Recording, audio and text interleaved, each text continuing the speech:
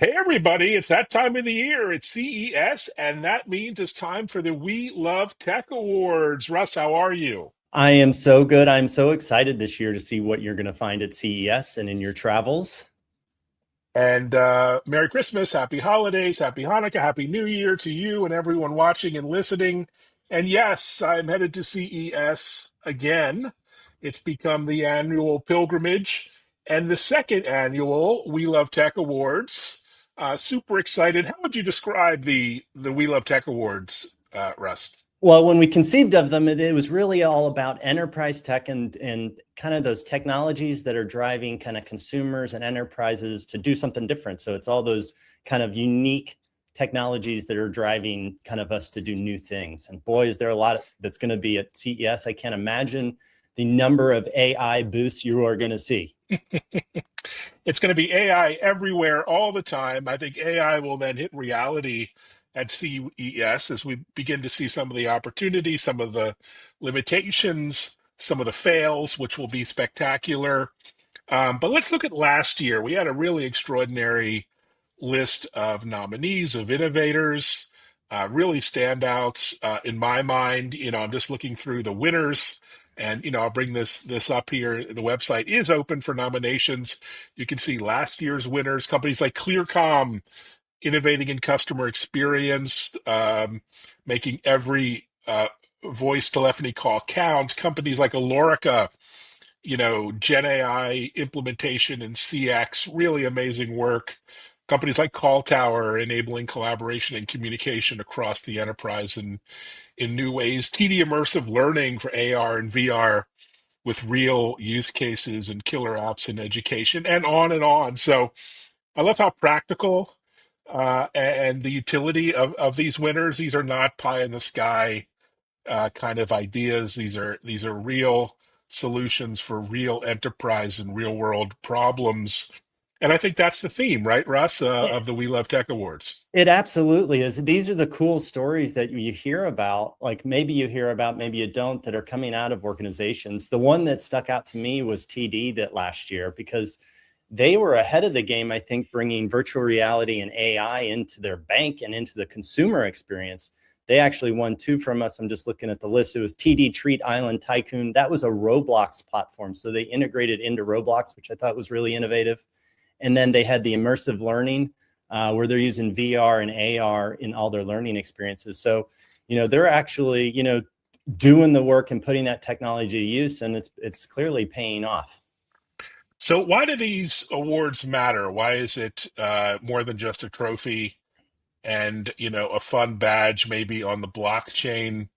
We're trying to create a bit of a movement here, but what's your perspective?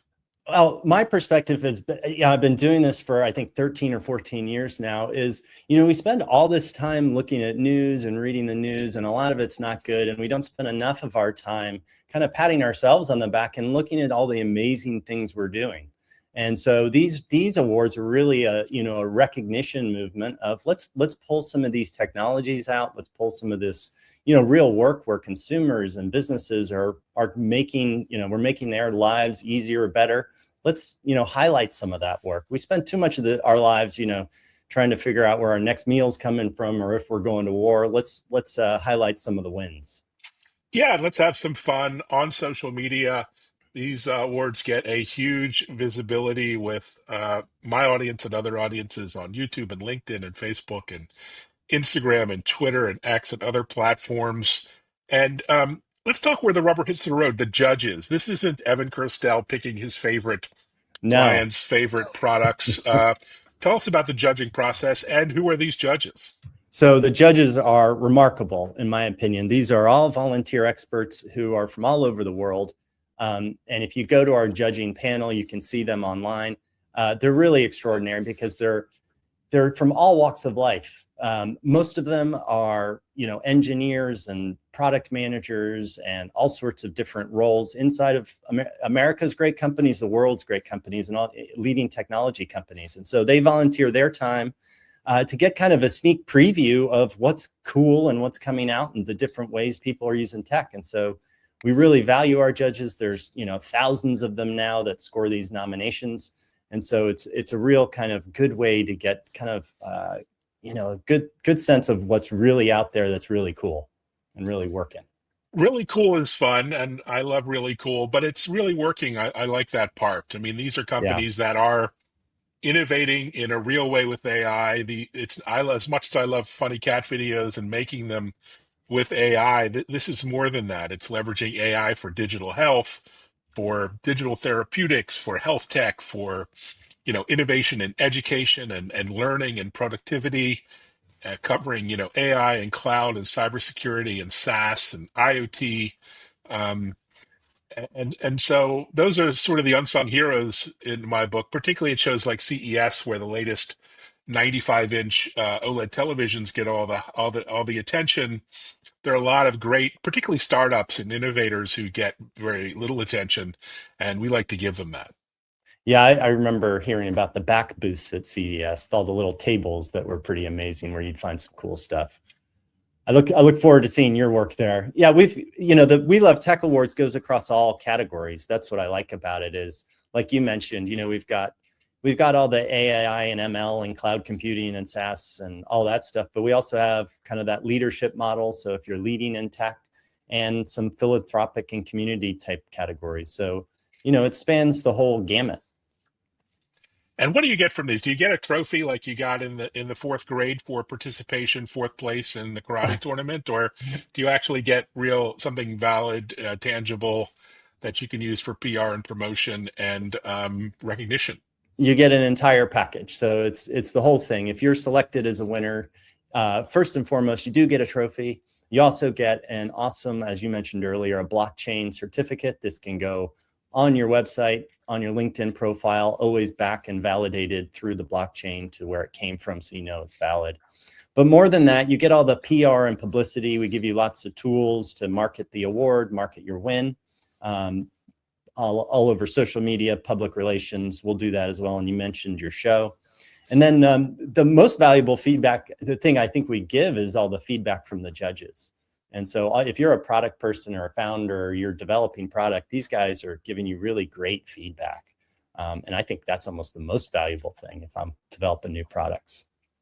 Absolutely. And talk about the world of awards and this whole category.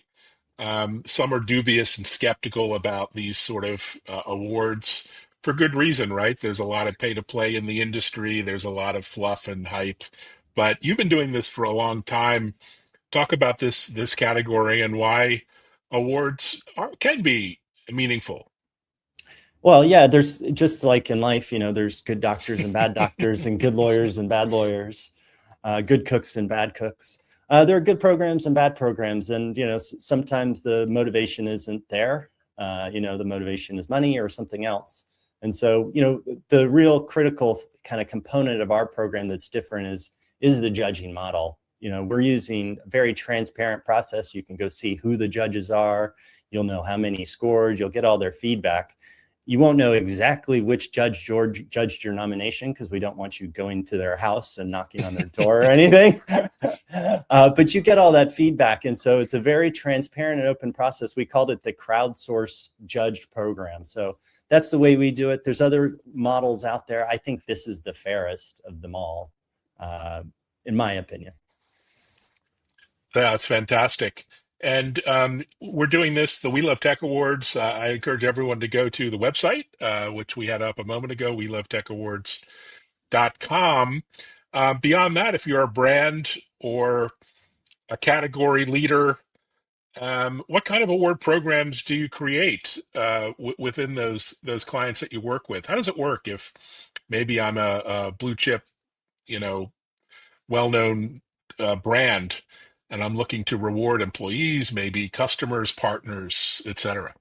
Yeah, well, it's all in here, and I always talk about people, think about what you're trying to do with an award. Are you trying to elevate your brand? Are you trying to kind of validate your product? Or are you rewarding your people? And there's categories for all of that. If you're elevating your brand, you're going to go in for, a company of the year or an organization of the year or something like that, some category like that, or fastest growing. There's lots of programs like that those kind of elevate your brand. They make you bigger. And then then think about, maybe you need to validate your product. Maybe you're looking for that third-party validation. This is a great tool to do that. You have, 2,000 judges looking at your product going, yeah, it's pretty good, or no, it's not, and giving you, feedback. So those are pretty cool. The most impactful to me are the People Awards. Mm. We've seen a stark, decline over the last few years of People Awards, and it's kind of it's disheartening a little bit, because we're forgetting why we do this a little bit. We do this to reward ourselves and to have a living. And so I encourage more people to do People Awards. These are real assets for employees, and it's a great tool in your tool bag if you're building a company and trying to drive satisfaction. Fantastic. So let's go through some of the key milestones. We Love Tech Awards kicking off at CES in a short number of days. Can't believe it's under 2 weeks away. So chance to meet me, chance to meet the team. Happy to stop by your booth and check out what you're doing. I'll be at the Media Days pre-event as well as the full CES event itself. And then what happens, Russ? What's next in this process? Well, so everybody needs to hit the website, as you said. You can pull it up again. We've got the kind of nomination process. The easiest thing to do is go to the website.